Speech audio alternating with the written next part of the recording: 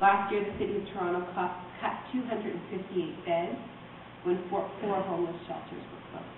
OCAP organizers who work in the East End estimate that those cuts to beds translate into a loss of 341,000 meals for people living on the streets.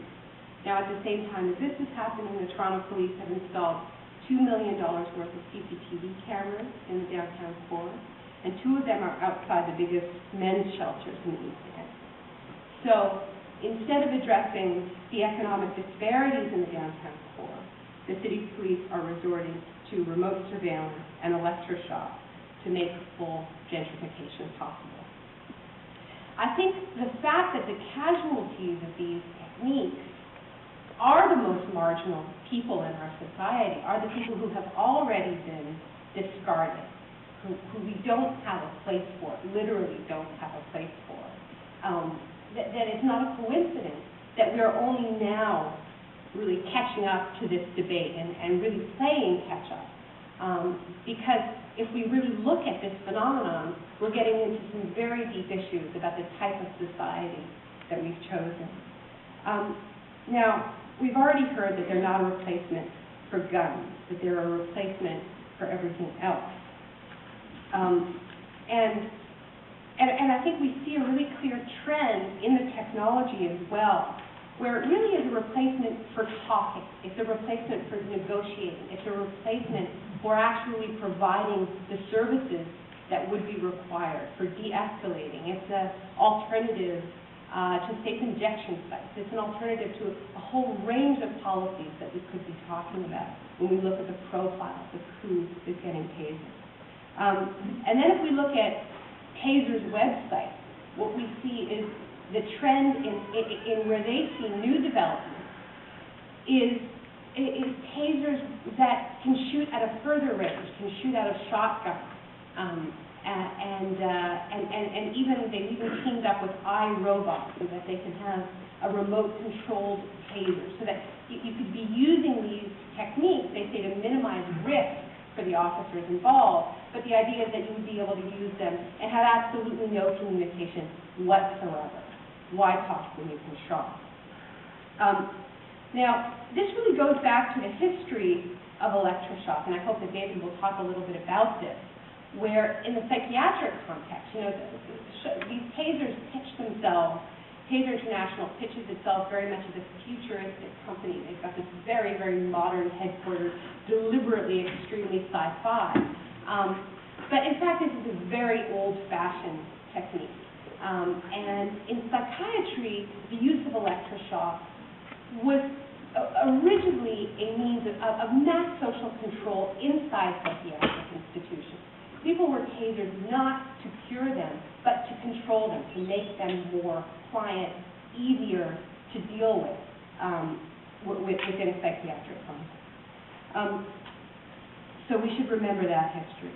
Now, I want to talk a little bit more about this, about what it says about the society that we're building, because the taser pitch for these weapons is that they are safe, that they are bloodless.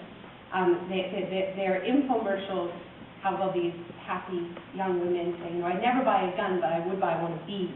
And I think that we should really take a little bit of time to think more about what actually is being done to the body and what is being done by one person to another. Because I think that when somebody causes a full-body convulsion in another person, it's something quite unique. And I really do believe that this impulse to shock, and I've studied it in the context of torture, I've studied it in the context of psychiatry, I've studied it in the context of economies, and I come to the same thing again and again, which is that the use of shock is the ultimate power trip.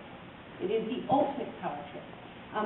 There is no other context in which you can exert such total control over somebody else's body. The point is that the person being shocked loses absolute control over their nervous system. They collapse. If you do it a couple of times, they will probably urinate themselves. It is highly degrading. And it is utterly dehumanizing. And I think that this is part of the reasons why people become addicted to it, because it is such an extraordinary power trip. Now, the history of psychiatry is filled with shock-addicted doctors who would much rather shock their patients than talk to them, but who, once they start, find themselves needing to increase the dose again and again. It's the reason why organizations like Amnesty International believe in the absolute ban on torture of any kind, because everything we know about torture tells us that there are very few societies that torture a little bit. That torture, that it does become a habit, that shock, particularly electroshock, becomes a habit. It is habit forming. And precisely what is so addictive is that ability to jolt another person, to have another person in your total control. I'm not going to go too deeply into what this says about us as human beings, but I think it is clear that we do have this tendency to get addicted to shocking each other. So we see this in the pattern of taser use, that when police have tasers, they burn a hole in their pocket. They use that, and they start using them more and more frequently. This promise of safety is exactly what makes them so dangerous, because there isn't any shame associated with tasers. I hope we're starting to change that. But I think that there's a much more shame associated with many other techniques, not just guns, but batons, even pepper spray, than this sort of clean, bloodless, friendly technique that's being marketed to us. Now, the mass marketing of tasers, we see this very clearly, targeting towards women in pink, red, leopard print. It's all very cheerful, it's all very modern, all very friendly. It's sort of marketed very similarly to actually women's razors. They look like razors, electric razors. They call them the lady taser, sort of like the lady Gillette.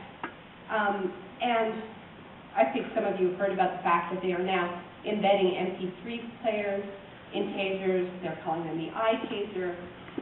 You see more and more product placement of tasers in Hollywood movies, in shows like 24, in CSI, even in a ridiculous reality TV show called Armed and Famous, starring Latoya Jackson, who voluntarily gets tased. It's sort of part of the kind of a fear factor ritual, and seems to have some sort of an orgasm when it happens.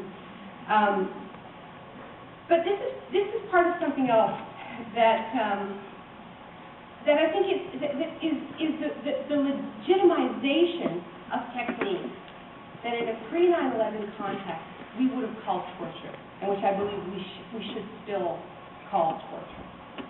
That since the French occupation of Algeria, since the Battle of Algiers, so-called water torture and electroshock were the two primary methods of prisoner interrogation, of brutal torture techniques, and they have repeated again and again since. Just today, as a matter of fact, the Bush administration, the first time, admitted that they have used waterboarding on at least 3 al-Qaeda prisoners. It's the first time they've admitted it. Up till now, they've claimed that they wouldn't rule it out, but they don't want to tell the enemy what their techniques are. Today, they admitted it, and they also said, and it's not torture.